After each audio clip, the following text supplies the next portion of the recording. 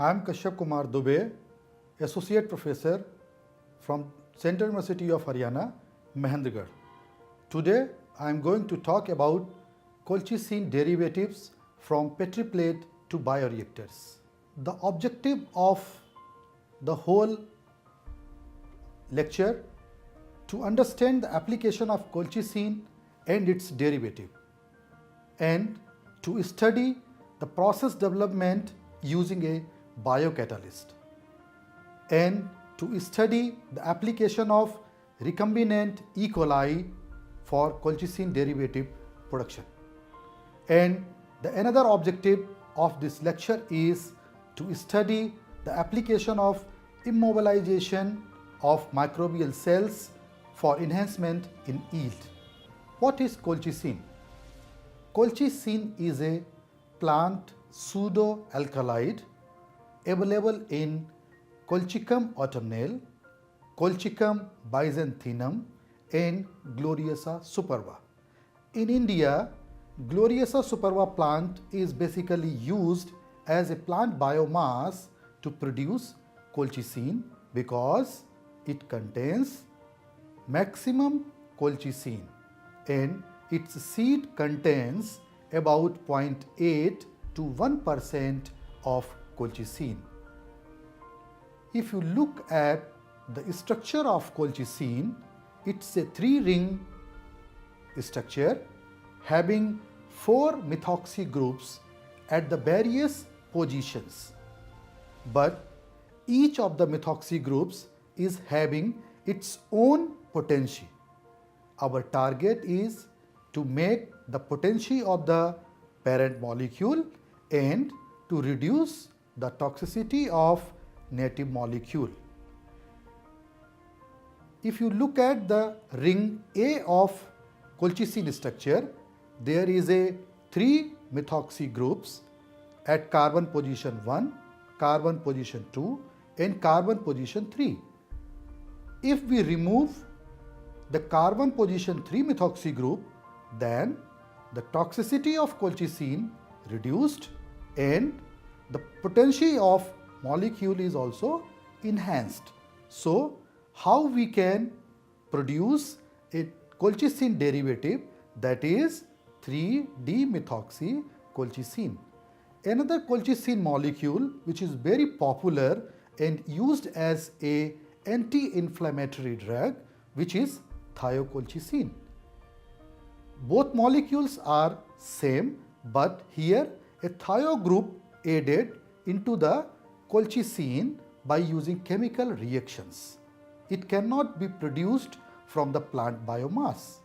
So, we are going to produce thiocolchicoside, which is more efficient, having more absorption capacity than the thiocolchicine.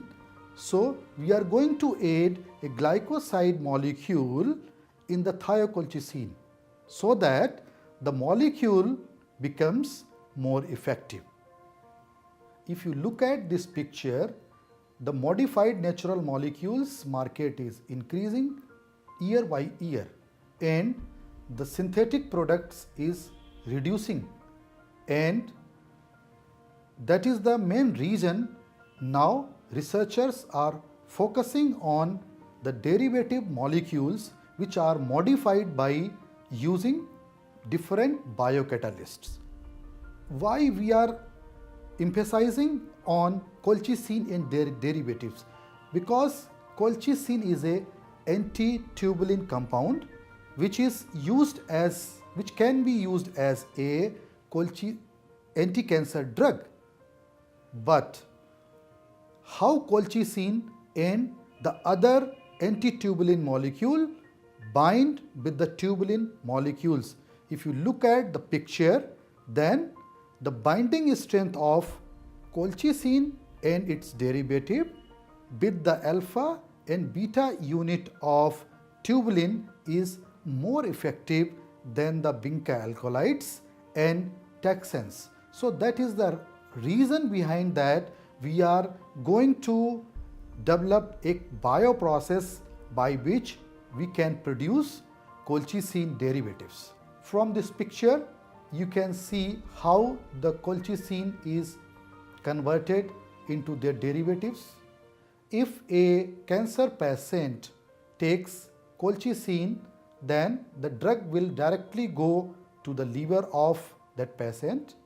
In liver, you might know that there are several P450 enzymes, and there is a very specific enzyme in the group of P450, that is CYP3A4, which is used to convert colchicine into their derivatives. And after searching, we are able to find out a same enzyme into a microorganism which is Bacillus megatherium, by which we can convert colchicine into their derivatives. So we developed a complete process by which colchicine is converted into colchicine derivatives. Why we are talking more about microbial demethylation? Because microbial demethylation is having several advantages, like specific reactions to bring stereospecific changes, very simple and easy downstream process. It is a very economical process as compared to the chemical demethylation process, and the production of 3-demethylated colchicine is also very cost effective. This paper in process biochemistry published by our group, which shows that how we can scale up the colchicine derivatives production using a Bacillus megatherium, which is a microorganism developed by adaptive mutation technique, and we developed a process for production of demethylated colchicine from shake flask to a bioreactor level. If you look at the data of production of 3-demethylated colchicine by Bacillus megatherium ACBT03M3, which is a name of a mutant developed in our lab by the name of Advanced Center for Biotechnology. And when we optimized this process at the pH 7, temperature 28 degrees centigrade, and other culture conditions were same. If you look at the data at the sac flask and 5-liter bioreactor and further 70-liter bioreactor level, the total demethylated colchicine is increasing in sac flask level 3,850 milligram per liter.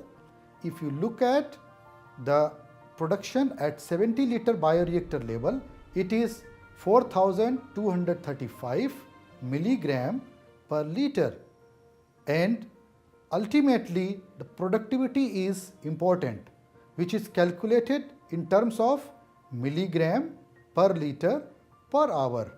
From shake flask level, it is about 4.8, and at the sac bioreactor level, it is 5.46. That means the productivity is also increased when we control the culture growing conditions. Next, I am going to talk about how we can produce the 3-demethylated thiocolchicine, and during that we have taken the impeller tip velocity as one of the scale-up parameter. Scale-up means like how we can go from shake flask to bioreactor level, by which we can select certain parameters like impeller tip velocity, dissolved oxygen concentration like KLa, and the power. But in this study we have selected impeller tip velocity for as a scale-up parameter, right? Then we have taken the RPM, which we want to maintain same in the 70 liter reactor level. So the rotation speed in 5 liter bioreactor, when we use 200, and at rotation speed at 70 liter fermenter we use 87, because the impeller tip velocity which we have calculated using a equation, that is pi ni di. If you put ni means number of impeller RPM, and di is diameter of impeller. If you put those value, then you can calculate impeller tip velocity. Okay, then you maintain the impeller tip velocity as a constant in 5 liter bioreactor level and the 70 liter bioreactor level. Then at the same time, if you look at the different RPM speed at 5 liter bioreactor level, starting from the 200 it goes to the 600, then in 70 liter fermenter it goes to around 260. So it is a huge difference, even though we maintain the impeller tip velocity constant, because the diameter of vessel is different. We are also getting the specific 3-demethylated colchicine content, which is in terms of milligram per gram dry cell weight, which is decreasing, and the specific 3-demethyl thiocolchicine content, it is also decreasing, but somehow that is at the 300 level it is at a maximum level. That is a like confirmation of molecules, derivatives produced from the biocatalysis process. It is a C13 NMR, and in a circle you can see the different peaks which are responsible for each methyl group. And in the 3-demethylated colchicine, if you look the C13 NMR, there is a missing of one peak. So it is a confirmation that 3-demethyl colchicine was produced from the biocatalyst process. During the biocatalyst process, when we used Bacillus megatherium as one of the biocatalyst, and it is having several disadvantages when we go for the downstream process, because it produces lot of ergosterols when we purify that molecule using column chromatography. So the column was choked. So we thought, can we develop a recombinant system which can produce less amount of ergosterol and which we can use as one of the biocatalyst for production of colchicine derivatives. And we tried and got success. We developed a recombinant E. coli system in which we cloned a CYP3A4 gene, and we utilized that microorganism and produced colchicine derivatives successfully and published in a very reputed journal of that science. If you compare the different culture which are developed by mutation technique and the recombinant technique, then wild type is giving only 40% conversion of colchicine into derivatives, but the mutant developed by the adaptive mutation techniques are giving better yield, that is about 75% bioconversion. But as I told you, when we are facing certain problems during downstream process, we developed a recombinant bacterial system and it is giving only 51% yield. But when we reduce the downstream process cost, then it is better to explore for colchicine derivative production. So this is the next research article. When we immobilize the recombinant cells in a calcium alginate beads to perform the biocatalysis, bioconversion, and we got very good result. If you look at this picture in which the recombinant E. coli cells immobilized in a spherical bead and the colchicine was putting into a vessel where we kept those immobilized spherical beads and studied various parameters for colchicine derivative production.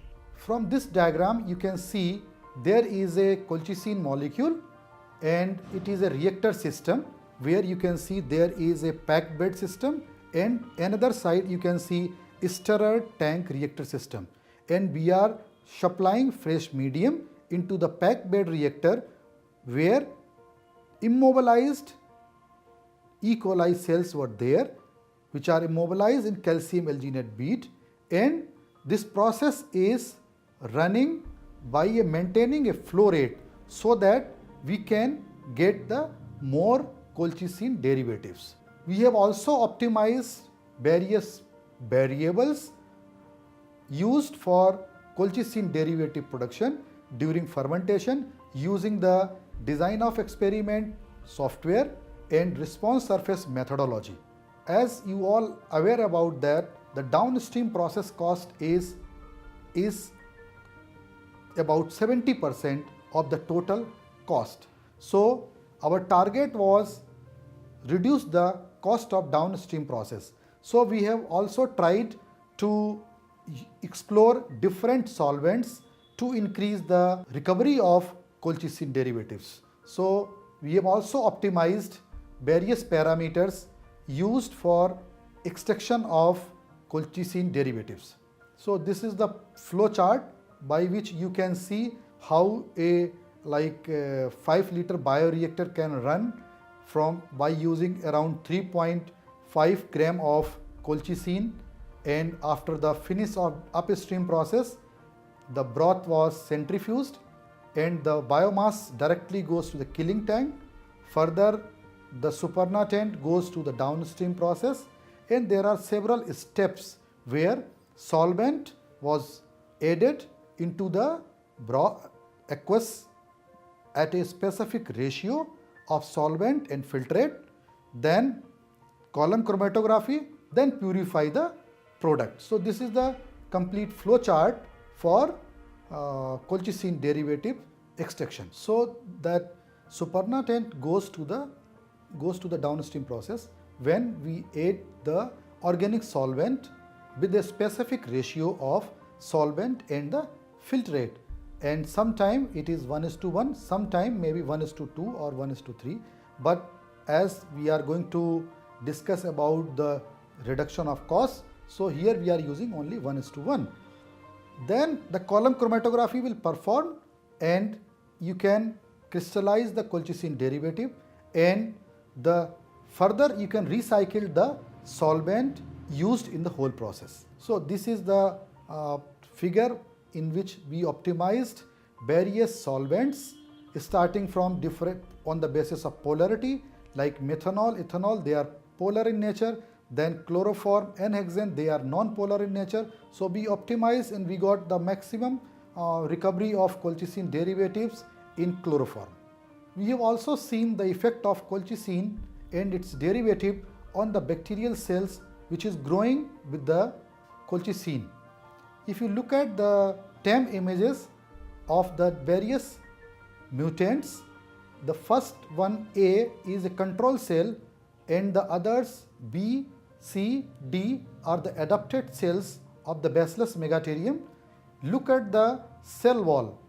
The cell wall is decaying by increasing the concentration, and the internal structures like inclusion bodies, they are also increasing when we are increasing the concentration of colchicine. So it means like colchicine is creating a pressure, selection pressure on the bacterium so that the inclusion bodies are increasing. These are the capsules or sporulation stage of Bacillus megaterium.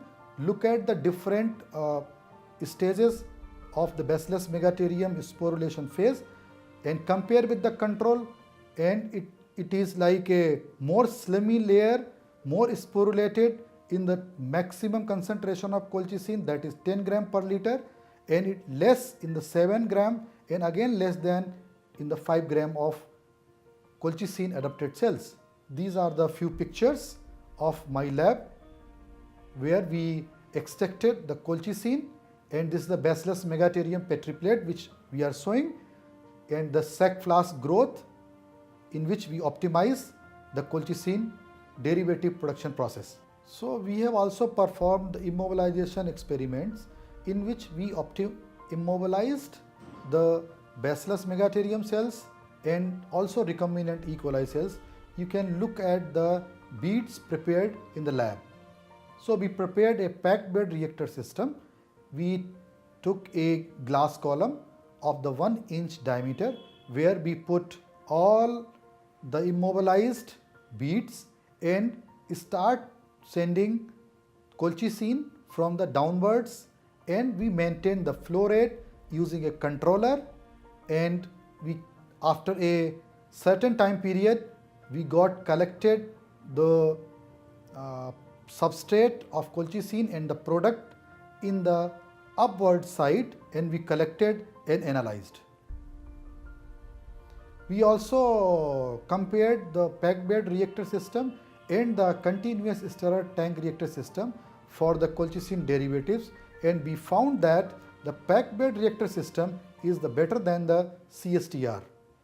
As you know that like chloroform is very toxic for the human beings, and is a residual amount of, if present in the colchicine derivatives, then it creates problem. So like efficient solvent system for the maximizing colchicine derivatives using response surface methodology, where we tried to use 3 different solvents: chloroform, acetone and ethanol. If you look at this central composite design, then we optimize all 3 solvents to reduce the use of chloroform in the process. And after optimization, after this azeotropic mixture series, we have also optimized the quantity of each solvent by using a genetic algorithm, that is a artificial neural network, and we found that by use of more ethanol, less acetone and chloroform, we can get a more recovery of the 3-demethylate colchicine. You can also see a best individuals from the figure. The blue one is for ethanol, the green one is acetone, and the brown one is for chloroform. So ultimately the aim was achieved to reduce the concentration of chloroform in the process. And we published a paper in a very good journal, that is Biotherapeutic Potential and Mechanism of Action of Colchicine, and it is like a very good article which shows how the colchicine and its derivatives are playing a key role for the biotherapeutic potential. Thank you so much.